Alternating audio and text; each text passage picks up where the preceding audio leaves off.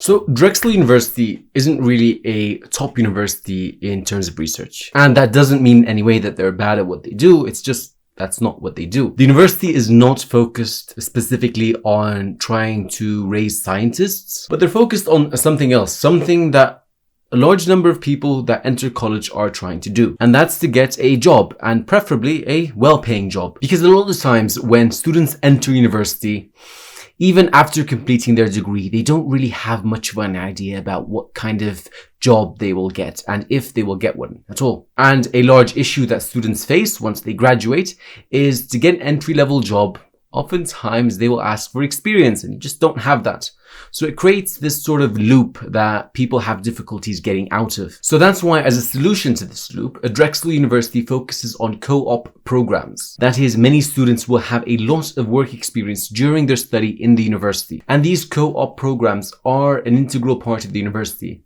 And they're the thing that attracts most students to this university in the first place. And as a result of these co-op programs, most students that get out of this university almost have no difficulties landing either a new job, or the most common route is that they continue working at the company at which they did their co-op programs. So if you're thinking of becoming a researcher of sorts, this may not be the best choice for you, but if you're looking at university as simply a way to land a good job, this is definitely a perfect choice. But you have to keep in mind that regardless of these co-op programs, the academics and the actual courses are an important part of your studies, and they are not that easy. And the grading is quite strict relative to many other universities, and the administration of the university is not that simple to get around. But another interesting part about the university is their online education program. And this is before the pandemic. Even before the pandemic, the university had a renowned online education program. And this is in many ways to support students who cannot come and physically be at the university.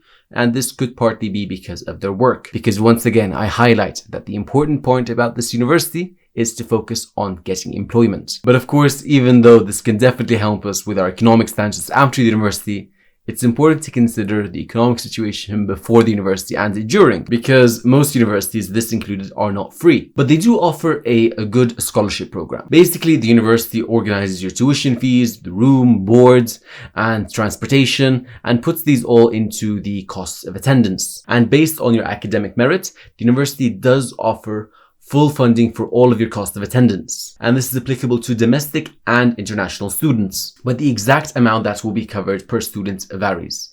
And this is done during the admission process, where the admission committee reviews every student individually. So if you would like to be considered for this scholarship or this university in general, then you would have to apply through the Common App, which is linked to the description box down below. But if you're thinking of taking a different route and you're thinking of being more focused on academic research and maybe becoming a lab assistant at some point, then I definitely recommend that you check out other options in my scholarship playlist. Or if you are interested in business but are not thinking of getting employment but are rather interested in becoming an entrepreneur of sorts, then I would definitely recommend that you check out my success stories playlist. And if you have any other questions, I'd love to know in the comments down below.